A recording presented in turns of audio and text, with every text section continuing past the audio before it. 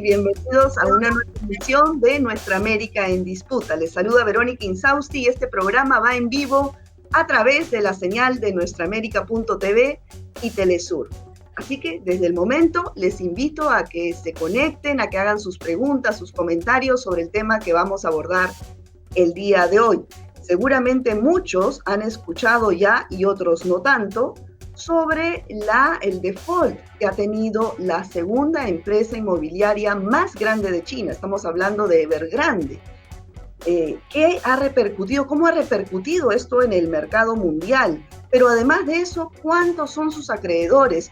Esta empresa está debiendo hoy en día, tiene una deuda de 300.000 millones de dólares. Solamente 20.000 millones de dólares se deben en el sistema financiero mundial. Entonces, ¿por qué se habla que esto podría ocasionar un poco algo similar a lo ocurrido en la crisis financiera del 2008? Vamos a conversar sobre este tema, cuáles son las repercusiones de una posible caída de este monstruo inmobiliario Evergrande en el mundo y qué tanto se ha inflado este caso desde la perspectiva occidental, cuáles serían los propósitos que hay detrás de ello. Para esto nos acompaña desde México Alejandro Villamar. Él es miembro de la Red Mexicana en acción frente al libre comercio, y también está con nosotros Carlos Bedoya, coordinador de la Red Latinoamericana por Justicia Económica y Fiscal. Muchas gracias a ambos por estar aquí. Gracias a ti. Gracias, Verónica. Bueno, Alejandro, para ponernos en contexto, ¿cuál es la historia de Evergrande y por qué, siendo la inmobiliaria más grande o la segunda más grande de China y una de las principales a nivel mundial, ha caído en default? ¿Qué hay detrás? Bueno, en pocas palabras, esto responde en muy concretito, simplemente dejó de tener liquidez para pagarles a aquellos compradores de acciones de Evergrande. ¿Por qué? Porque bajo el esquema que ha utilizado Evergrande, que es el esquema tradicional de mercado, ha vendido más de lo que puede construir y ha atraído las inversiones ofreciéndoles rendimientos mayores a los tradicionales del mercado. Pero con eso solamente se puede pagar con los nuevos compradores.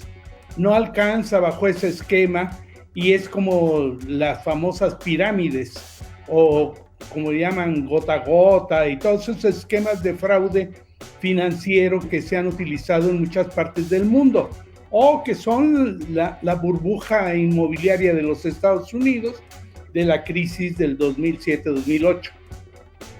Ahora, Carlos, ¿qué errores crees tú que cometió Evergrande, ¿no? Estamos hablando de que acá hay una burbuja financiera detrás, como lo ocurrido en 2008. O sea, sí hay un problema de financiarización de la economía, eso es real, pero este contexto, como tú bien señalabas al inicio, se da también en una semana donde hay dos hechos, ¿no? de una especie de política de contención contra China. Primero, efectivamente, dos ofensivas, ¿no? Una que tiene que ver con magnificar el problema de Evergrande, que es un problema que coyunturalmente me parece que no reta tanto a la economía china, digamos en este momento coyunturalmente, pero que sí estructuralmente va a llevarlas a tomar algunas decisiones. Sobre eso voy a decir algo al final de esto, pero hemos tenido primero el tema del AUKUS, que es esta alianza defensiva militar,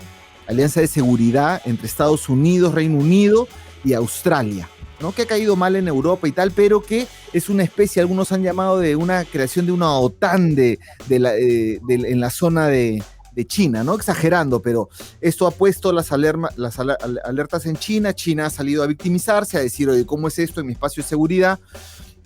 Pero bueno, en fin, y al mismo tiempo magnificar lo de Evergrande, ¿no? Y Evergrande sí tiene un problema de que ha estado levantando fondos privados sin mucho límite, a través de una aplicación en el celular. Un montón de gente ha puesto plata y ha tenido inversiones malas y activos malos, de mala calidad. Entonces ha llegado el punto que está en en default, malas inversiones y activos con problemas, ¿no? Entonces tiene el problema que ahorita no tiene la liquidez para pagar a sus acreedores, a sus inversores, y tiene problemas de cumplimiento con algunas personas que han invertido en casas, ¿no? Bueno, tiene bastantes negocios Evergrande, pero efectivamente. Y el debate ahorita interno en China es que esto se reestructure, que se reestructure la deuda. Ahora, de aquí a esto, compararlo con la magnitud de lo de Lehman Brothers en el 2008, para comenzar, no es la misma, es un monto mucho menor, son 300.000 millones de dólares, lo de solamente Lehman Brothers era como 750.000 millones de dólares, o sea, era muchísimo más. Además, también está cómo China va a poder solucionar, creo que la política en China va a ser también mirando a quienes tienen el problema, a garantizar que tengan el acceso a vivienda quienes compraron, y también devolver a los inversores, o por lo menos el capital, ¿no? Ahora yo creo, Carlos, yo quería, antes de entrar a ese punto de un poco la pugna geopolítica, ¿no?, que tú bien estabas comentando con este acuerdo que se ha realizado entre Estados Unidos, Reino Unido y Australia. Pero antes de eso, estamos hablando acá de un default concreto, ¿no? De una deuda de 300.000 millones de dólares, hay muchos acreedores y hay un problema social fuertísimo, ¿no? No, pero eso de fortísimo yo lo matizaría. En China son cientos de 1.200 millones de habitantes, ¿no? Hay, digamos, sí, hay 1.400.000 familias que han dado dinero para una vivienda y ahora están en la calle viendo a ver quién les va a devolver ese dinero. No necesariamente están en la calle. No necesariamente bueno, han habido protestas, ¿no? Digamos, han habido protestas, pero es un problema, no es tanto como se pinta, pero sí hay un problema que se tiene que resolver, se va a reestructurar la deuda y hay algunos mecanismos que hacen para compensar el tema de la vivienda y tal. El problema coyuntural creo que lo pueden resolver. Están pidiendo que reestructuren las deudas de la compañía y si no intervendrá sin ninguna duda el gobierno chino, además que ahí están los bancos, ¿no? Que son chinos. Pero el tema estructural sí es la forma de crecer, o sea, la forma de crecer sobre deuda, yo creo que eso es lo que está llegando a su fin y creo que eso Alejandro quiere la palabra. Alejandro, ¿tú cómo crees que se pueda reestructurar? ¿Finalmente la misma empresa va a poder reestructurar esta deuda o va a tener que intervenir el gobierno chino? No, ya está interviniendo el gobierno chino, pero el origen no es solo financiero, sino es el de políticas. China adoptó un programa de doble vía. ¿Qué quiere decir esto? De que para poder desarrollarse utilizó, por un lado, políticas de aceptación de inversión extranjera directa en sector de exportación, entretenimiento, parte de ello en las inmobiliarias. Y la otra es el programa sobre recursos propios con orientación social y fuerte intervención estatal.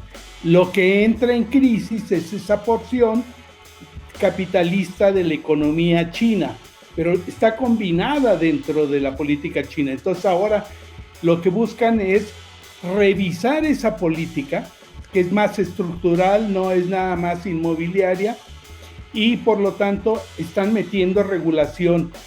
Todo el mundo sabe que a Alibaba lo metieron en cintura y a otras del sector electrónico y también de la moda y todo esto, para poder entonces ahora adoptar una política diferente. Pero esto de que es muy grande, nada más date cuenta, el 80% de la población en China tiene vivienda, uno de los niveles más altos comparado, por ejemplo, con Estados Unidos, que anda alrededor de 60, 65 cuando mucho. Y no es nada comparado con los 17 millones de gentes que estaban amenazadas de desalojo en Estados Unidos ahora durante el periodo de la pandemia también, porque no podían pagar ni hipotecas ni los alquileres de las rentas. Entonces, estamos hablando de cosas muy diferentes, pero está inflado por las empresas financieras internacionales que temen que la solución sea algo diferente de lo que a ellos les conviene. Ahora, tú comentas que ha habido una intervención del gobierno chino, pero más allá de esta inyección de capitales a los bancos. Hay 172 bancos nacionales a los que Evergrande le debe, aparte de ciento y tantas también agencias financieras. El 24 de septiembre pasado, Carlos, por ahí que tú nos puedes explicar qué sucedió, porque claro, el gobierno chino inyectó dinero para amortizar, ¿no? esta primera deuda que tenía que pagarse de 83 millones de dólares y no se pagó.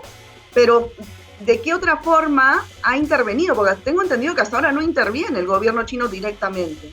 Claro, el 8 de diciembre comenzó esta historia cuando Evergrande, que ya se estaba comentando que tenía problemas, Evergrande sale con un comunicado y dice, no vamos a poder pagar a los inversores, ¿no? Tenían ahí unos bonos que se vencían o en lo futuro, ¿no? Entonces fue medio abrupto lo que dijeron y genera la crisis, y desde ahí estamos conversando en el mundo sobre eso. Yo coincido con Alejandro, en realidad, en que el tema sí puede ser respondido por China. China tiene billones de dólares de inversión en el mundo, en dólares, en euros, tiene bonos, 3 veces lo que debe Evergrande solamente en bonos norteamericanos, ¿no? Entonces, de alguna manera se puede responder, y además no es como la situación tan caótica que no se vive así en China, esa situación caótica que generó lo de Lehman Brothers, pero sí el problema es opciones de políticas, de si va a seguir creciendo esa parte, de la economía china sobre deuda, ¿no? Entonces yo creo que eso es lo que termina, y ahora esa decisión más estructural sí ya tiene que ver con el mundo, ¿no? Porque ahí sí, cuando aquí decía el ministro Castilla, pongámosles una velita a China para que no se nos caiga. Entonces, si China tenía una buena parte de su crecimiento económico creciendo apoyado en deuda desde el 2008 en adelante, no solo en exportaciones, sino deuda y el mercado interno, no subiendo muchos salarios porque si no se llevan las corporaciones europeas que están ahí, pero a través de deuda y todo financiarización. Entonces ahí sí, ¿qué significaría que China ya no crezca a tasas de más de 6%? ¿No? Ahora, China está mirando a largo plazo, está esperando al año 2049, donde va a celebrar sus 100 años de la revolución, y en una senda, digamos, de mediano plazo, pero sí un cambio en la orientación de la política china, ahí sí puede impactar en países como Perú, Brasil, Chile, ¿no? Ahora Alejandro tiene la palabra, quería intervenir. Sí, dígame. Sobre las soluciones concretas, ¿qué es lo que ha hecho el gobierno chino? No solamente los 85 millones para poder resolver el problema de manera muy inmediata, y es una parte.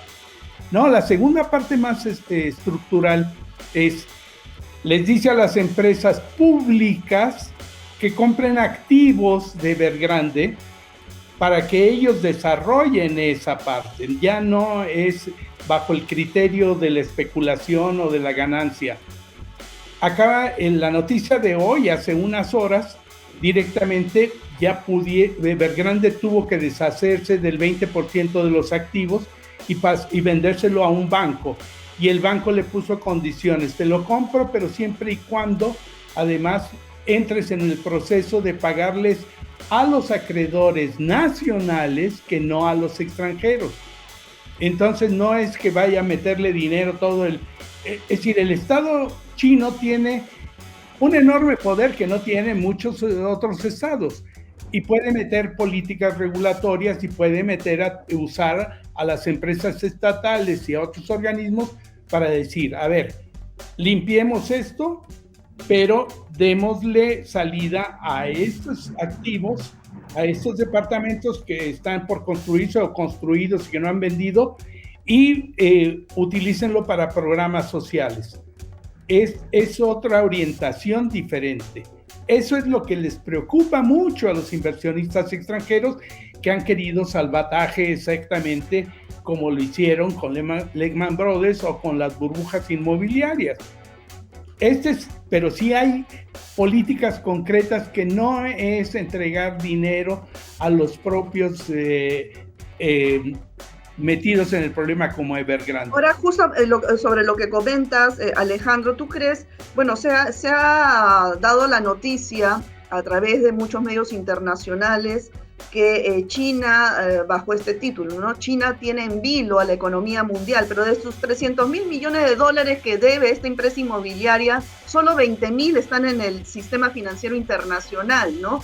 ¿Tú crees que es una exageración? ¿Qué propósitos habrían detrás de ello, de esta campaña, digamos? El propósito es ubicar, o sea, hay que ubicar este problema dentro de la guerra mediática de decir, para que vean que China está fracasando y es una amenaza para el mundo, por lo tanto va a perder la batalla por la hegemonía mundial. Pero la segunda es, y que les importa mucho a las cadenas mediáticas y a los inversionistas, es decir, la política de intervención del Estado es un fracaso. Por lo tanto, debe dejarse en manos del mercado y de los mecanismos tradicionales el problema de la vivienda, como ellos quieren todo tipo de actividad productiva. Ese es el otro. Y el tercero, y ya lo mencioné, es que las soluciones no sean acordes a los intereses y al paradigma de que el problema inmobiliario se va a resolver a través de los criterios de mercado libre y controlado obviamente por los pulpos inmobiliarios y los grupos financieros. Ese es los grandes problemas que hay. Pero agregaría uno. Hay que levantar ese gran problema, hacerlo inflarlo tanto para que no se vea el enorme problema que tenemos en el resto del mundo, países de primer mundo y ya no se diga de tercer y cuarto mundo, de el enorme problema de carencia de vivienda o de altos precios de los alquileres, y que está repercutiendo en los últimos años de una manera brutal, incluso en las elecciones. El problema lo han tenido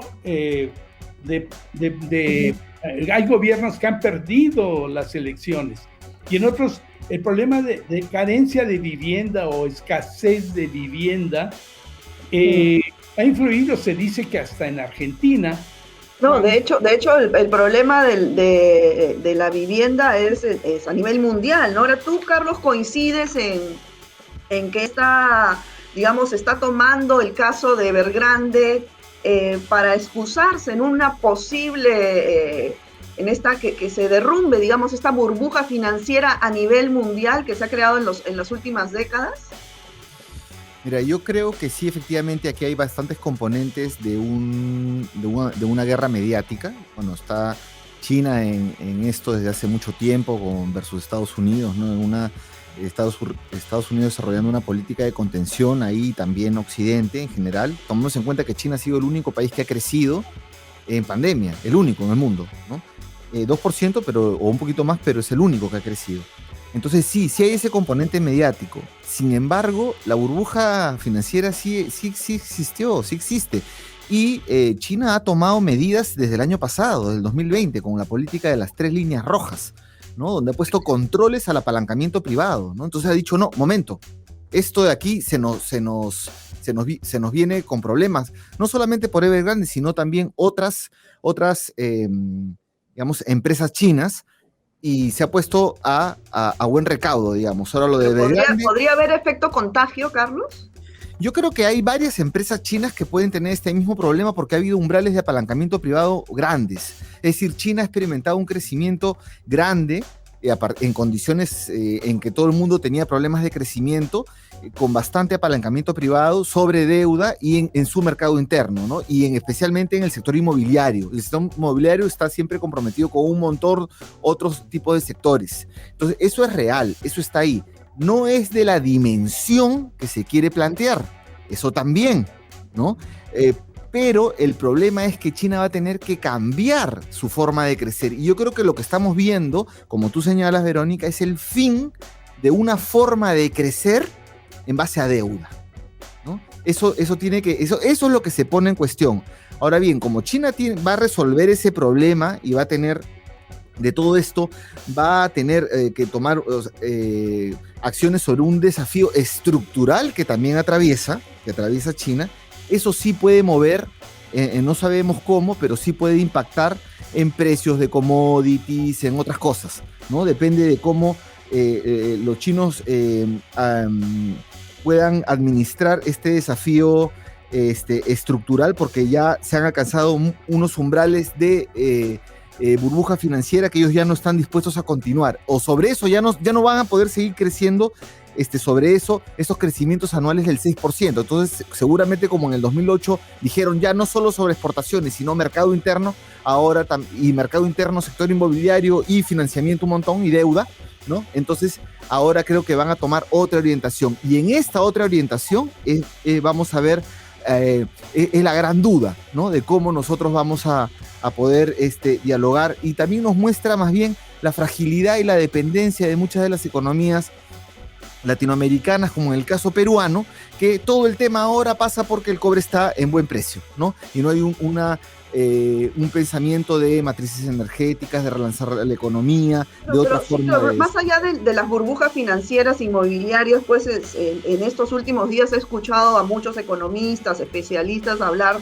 de que concretamente Latinoamérica se va a ver afectado, sobre todo ahora que mencionas el tema del cobre, Perú y Chile con cobre y Brasil con hierro y plomo, porque son los mayores exportadores a China justamente materiales, insumos para la construcción. Esto, Alejandro, ¿tú crees que sea así, que realmente una eventual caída de Evergrande afecte en esta dimensión a Latinoamérica? Evergrande no directamente. Evergrande lo han inflado, no es tan grande, pues, en pocas palabras. Hay una discrepancia en el enfoque de la interpretación que hacen algunas gentes de que el contagio va hacia las materias primas, el precio, cuando no es China es uno de los mayores importadores, pero digámosle, la nueva estrategia china para crecer ya no está solo en los viejos esquemas, sino también a través del consumo interno. Y el consumo interno no quiere decir que dejarán de importar cobre, hierro y muchas otras materias primas. Por lo tanto, no es mecánica la relación de que vaya a afectar, pero es también el espantapájaros que se levanta entre los economistas que buscan que se regrese a los esquemas anteriores. Entonces, me parece a mí que es un sobredimensionamiento de las cosas. Y repito, yo creo que desde el punto de vista de los latinoamericanos, nosotros tenemos que poner el acento en que este caso de Evergrande tiene que ver mucho con el rezago de vivienda que tenemos los países, sobre todo donde ha crecido la pobreza y la exclusión, y por lo tanto la relación entre ingreso y precio de la vivienda se ha ahondado. Esa es una brecha enorme, y por eso es que la meta 11 de los objetivos del desarrollo sustentable de la ONU plantean que se requiere un cambio de los paradigmas y de la práctica política sobre la vivienda, y que hay compromisos de que hay que abordarlo.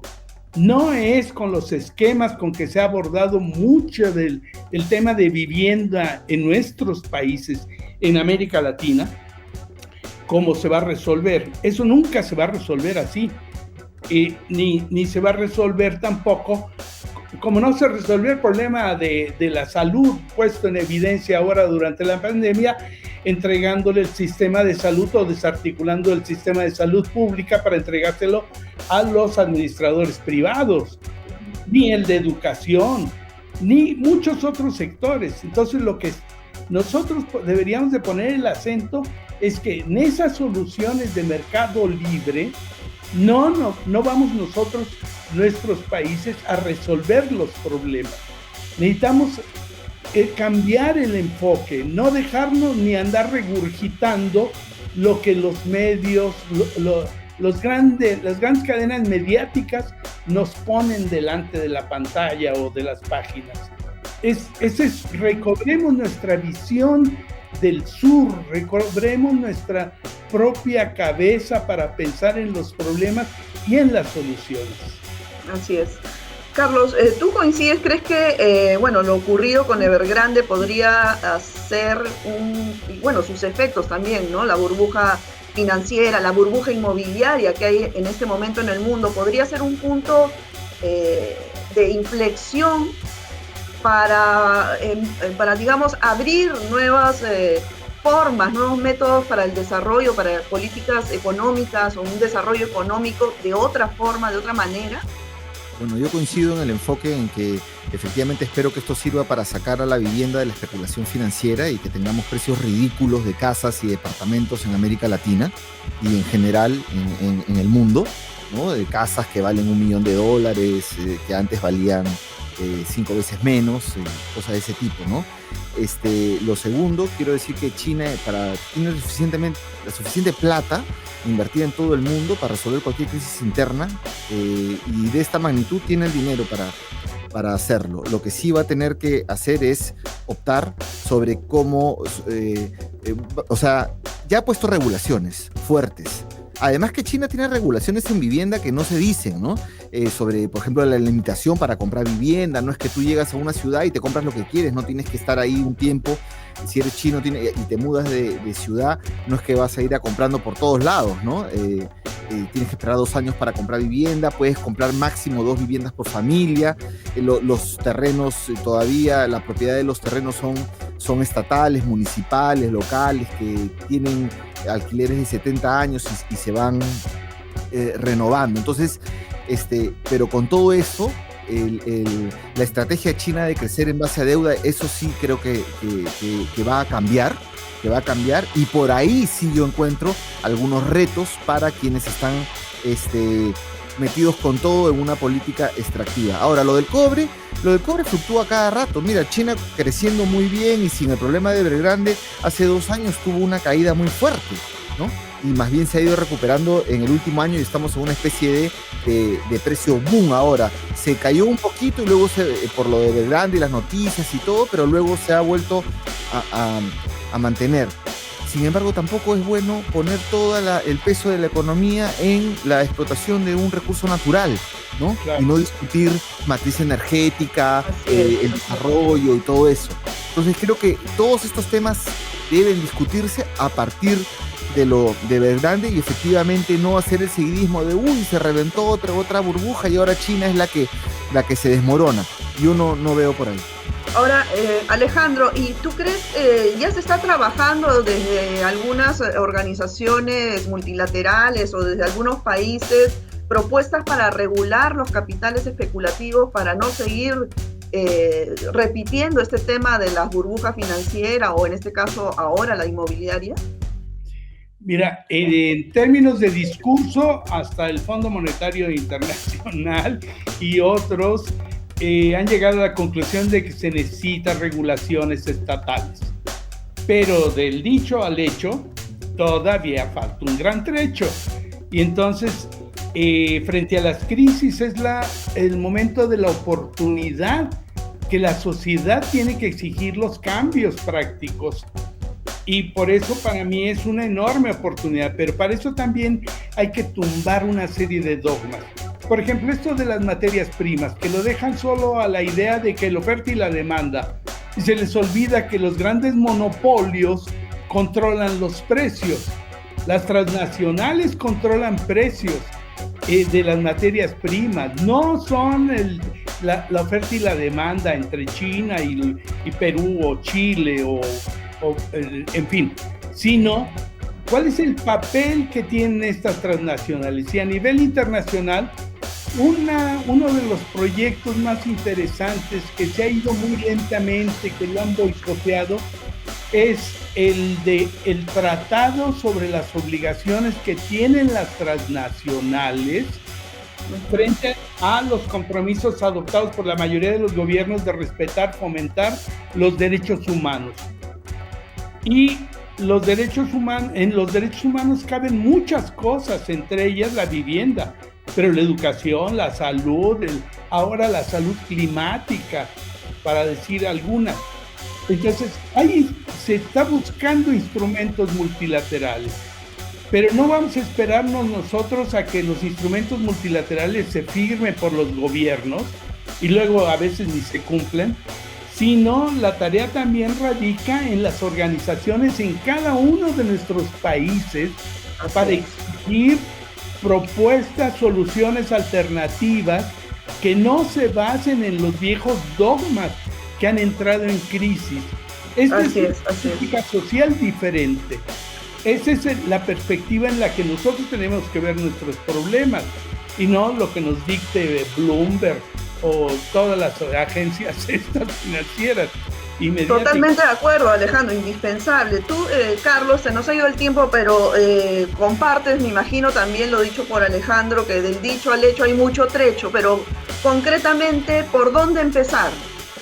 Bueno, pero es que ese justamente es un nudo central de la forma en que se organiza el capitalismo realmente existente, que en lo del 2008 se pensó que era el fin de esa forma de financiarización de la economía y que no, pero vemos que ha continuado, que continúa.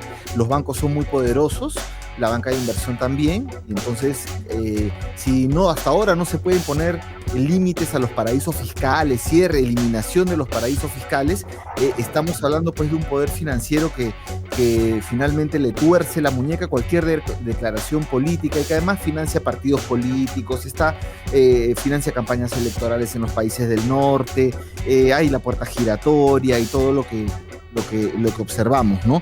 Pero efectivamente creo que nacionalmente se tiene que poner, se tiene que recuperar también el espacio nacional y poner regulaciones. China ha puesto bastantes regulaciones, ya tenía, ellos habían apostado por esta forma de crecer, ya se agotó esta forma de crecer, yo creo que de especulación financiera, aunque con límites, ahora sí ya está con varios límites, y creo que esto es una discusión que tenemos que hacer en la regulación financiera en cada país, ¿no? Para comenzar. Entonces, creo que por ahí va, y también entrar a regular algunos mercados, ¿no? Como el mercado de viviendas, ¿no? El derecho a la vivienda es, cuando se hablaba de la crisis del 2008, se hablaba de bonos basura, se decía así, son bonos basura. ¿Qué es lo basura? Es que alguien quiere acceder a vivienda y no puede y se quiebra y todo eso, entonces el derecho a la vivienda es basura, ¿no? O garantizar el derecho a la vivienda es basura. No, creo que tiene que haber políticas dirigidas al derecho a la vivienda y a otros más, sin que tengan que entrar a la ruleta financiera, ¿no? Entonces creo que lo que vemos que una vez se agota más es que el camino de la financiarización de la economía o de apostar todo ahí no llega a ningún buen puerto. Los chinos ya lo han detectado y lo han parado, ¿no? Una última observación. En el camino de instrumentar políticas públicas más adecuadas de la Tindad y la Red de Justicia Fiscal, hemos planteado ¿cómo puede atenderse la construcción de vivienda pública si seguimos pagando esa deuda, en algunos casos infame, verdaderamente corrupta? Hay que liberar eso. Necesitamos la renegociación. Necesitamos hacer frente común frente a muchas cosas.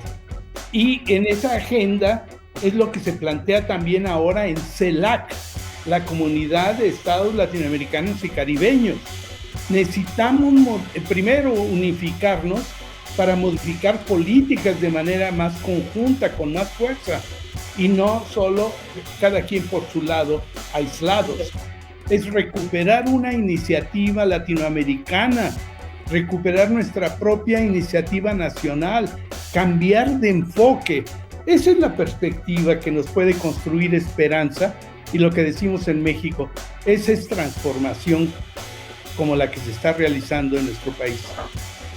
Así es, Alejandro, muchísimas gracias por tu participación, por tus aportes. Espero amigos que con lo escuchado por Alejandro Villamar y Carlos Bedoya, pues hayan podido tener un poco más claro el panorama sobre lo que viene ocurriendo alrededor de esta gran empresa inmobiliaria Evergrande y sus repercusiones a nivel internacional y cómo se viene manejando el tablero geopolítico económico a nivel mundial. Muchas gracias a ambos por su participación. Por supuesto, esperamos tenerlos muy pronto. Gracias. Bueno, amigos, cuídense mucho. Nos vemos en una próxima emisión de Nuestra América en Disputa. Chao.